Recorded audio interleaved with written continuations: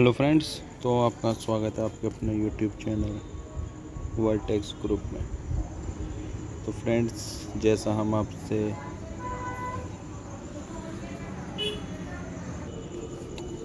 तो सॉरी थोड़ा सा टेक्निकल फॉल्ट हो गया था, लेकिन आइए स्टार्ट करते हैं इसको। तो जैसा हम आपसे कह रहे थे कि हमने अपना welcome to your own channel vertex group.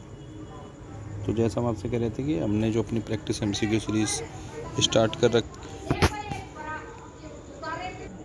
तो उसी में हम अपना लेक्चर 3 लेकर आए हैं प्रैक्टिस एमसीक्यू सीरीज़ में। तो आइए बिना किसी देर के जल्दी से स्टार्ट करते हैं सेशन को। तो आज के हमारे एमसीक्यू बेस्ड होंगे जनरल साइंस पर। देखिए, हम हर टॉपिक पर कर रहे हैं और एक एक टॉपिक पर 10 से 15 से 20 क्लास करेंगे, क्योंकि जैसा हमारा टारगेट है, हमें इस मंथ के अंदर अंदर ही 2000 प्लस एमसीक्यूज़ करने हैं। और जैसे मैं आपसे कह चुका हूँ, अगर आप हमारे सेशन से इतना पढ़ लेंगे ना, तो इतने बेनिफिशियल हो जाएंगे। कहीं कम से कम आपको 20-25 क्वेश्चन एटलीस्ट अप्रोक्स यही देखने को मिलेंगे एग्ज़ाम में। तो बस जो भी सीरियस एस्पायरेंट है उससे यही कहना चाहूँगा, जुड़े रहें हमारे साथ। जैसी हमारी थीम है सिलेक्शन लेना है, मतलब टारगेट बना लीजिए 200 प्लस स्कोर करना है आउट ऑफ 300। यानी आपको एटलीस्ट कितने क्वेश्चन सही करने हैं, यानी 80 प्लस क्वेश्चन सही करने हैं बिना किसी नेगेटिव मार्किंग के। तो आइए शुरू करते हैं। सो ये रहा हमारा, आ गया हमारा पहला question. A hydrometer is use to measure density, mass, weight या आरटी। किसको करता है? तो देखिए, सबसे पहले वीडियो को पॉज करिए, अटैम्प्ट दीजिए और कमेंट सेक्शन में ज़रूर बताइए कि आपने कितना स्कोर किया। तो क्या आंसर होगा ज़रूर बताएं। और देखिए, कमेंट्स में देख रहा हूँ बहुत कम कमेंट्स आ रहे हैं और आप सब्सक्राइब कम कर रहे हैं। तो प्लीज़ यार सब्सक्राइब कर दीजिए। तो जो आपको पेड क्लास में पढ़ाया जा रहा है उससे बेहतर और उससे अच्छा आपको यहाँ फ्री में प्रोवाइड किया जा रहा है। तो इतना तो आप कर ही सकते हैं। तो इसका आंसर क्या होगा, किसको मेज़र करने के लिए होता है? तो आंसर इज़ डेंसिटी। बढ़ते हैं सेकंड की तरफ। Which of the following is not a fundamental unit. इनमें से कौन सी फंडामेंटल यूनिट नहीं है? न्यूटन, किलोग्राम, मेट्रो हो गया। देखिए, ये मीटर है, सॉरी टाइपिंग की थोड़ी सी फॉल्ट है, ये मीटर है। अभी मैंने मेट्रो ही कर दिया, मीटर है, सॉरी। तो इसमें कौन सी फंडामेंटल यूनिट नहीं है? तो देखिए, बहुत आसान है, न्यूटन। क्योंकि न्यूटन ऐसा यूनिट है फोर्स की, ऐसा यूनिट है फोर्स की। अब आप कह रहे होंगे सर ये भी तो ऐसा यूनिट है, किलोग्राम, मीटर, सेकंड, ये तुम्हारी मास की हो गई, मीटर तुम्हारी डिस्टेंस की हो गई, सेकंड तुम्हारी टाइम की होगी। देखिए, ऐसा यूनिट है, लेकिन साथ ही साथ में फंडामेंटल यूनिट भी हैं। लेकिन ये केवल ऐसा यूनिट है, फंडामेंटल यूनिट नहीं है। तो आंसर क्या होगा? न्यूटन। अगला हमारा प्रैक्टिकल यूनिट ऑफ हीट। देखिए, हीट की जो प्रैक्टिकल यूनिट होती है वो क्या होगी? कैलोरी, हॉर्स पावर, जूल या वॉट। तो जल्दी से बताइए प्रैक्टिकल यूनिट ऑफ हीट। तो आंसर इज़ कैलोरी। अब मुझे ज़रूर ये बताइए कमेंट सेक्शन में कि जूल किसकी होती है। चलिए, जूल की तो मैं आपको ही बता देता हूँ, वर्क और एनर्जी की होती है जूल। कमेंट सेक्शन में बताएं मुझे वॉट किसकी होती है। तो आगे 1 kilowatt hour is equal to किसके बराबर होता है? 1 जूल, 100 जूल, 36 जूल या 3.6 इंटू 10 की पावर 3 जूल। पॉज करें वीडियो को, आंसर अपने चेक करें कितने सही हैं कितने गलत। तो राइट आंसर इज़ 3.6 इंटू 10 की पावर 3 जूल।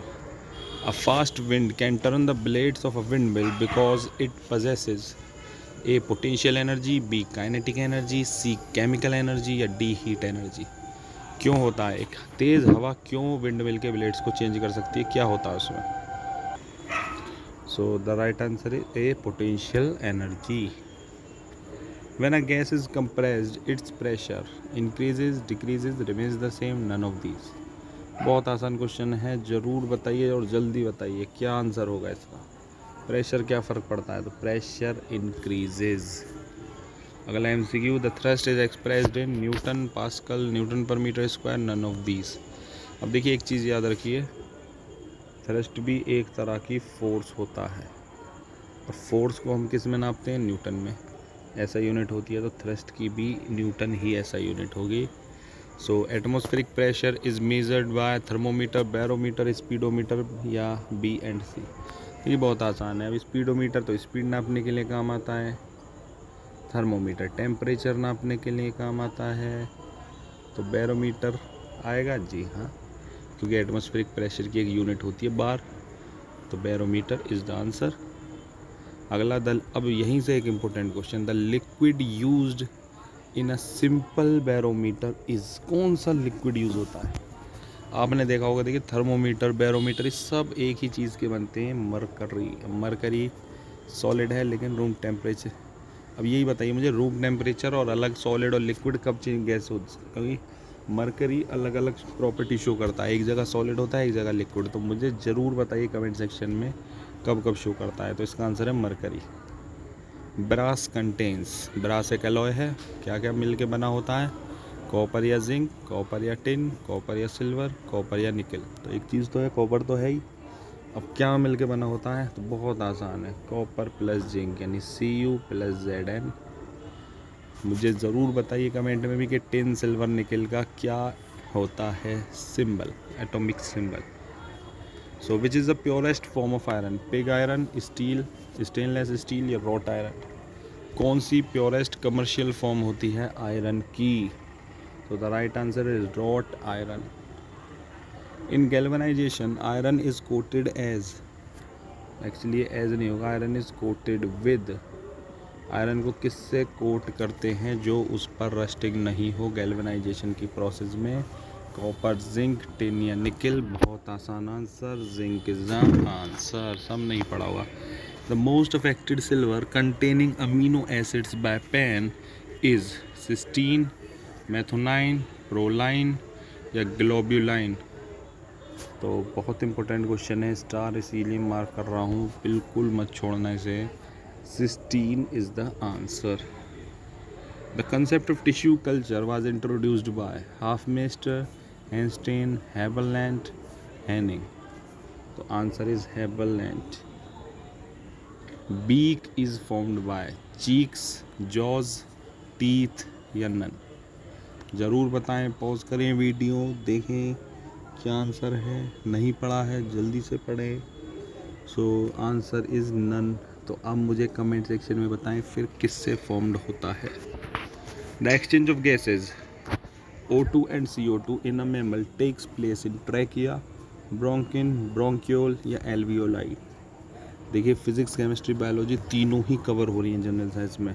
और मैं आपको एक चीज़ और बता दूं, लास्ट टाइम पे जब एग्ज़ाम हुआ था तो 10 क्वेश्चंस आए थे। अब के भी आप मान कर चलिए 10 क्वेश्चंस ही आते हैं, तो यही 25 मार्क्स के बन जाते हैं। तो जनरल साइंस भी एक बहुत इंपॉर्टेंट टॉपिक है जिसको बिल्कुल भी हल्के में मत लीजिएगा। सो क्या होगा इसका right answer? So the right answer is alveoli. इसके अलावा in anaerobic respiration oxygen take in करते हैं, कार्बन डाइऑक्साइड टेक इन करते हैं, या ऑक्सीजन छोड़ते हैं, ऑक्सीजन गिवन आउट या carbon dioxide is given out? तो ज़रूर बताएं क्या होगा जल्दी से। So carbon dioxide is given out. Human red blood cells transport क्या करता है? ऑक्सीजन, डिजॉल्व फूड, हार्मोन्स या एंटीबॉडीज़? क्या करता है? तो ट्रांसपोर्ट करता है oxygen. The plasma is composed mainly of which chemical? बहुत ही इम्पोर्टेंट है। अब एक चीज़ यहाँ पर देख लेना, केमिकल वर्ड आ गया तो वाटर को केमिकल में मत रख देना। तो किससे मिल के बना होता है?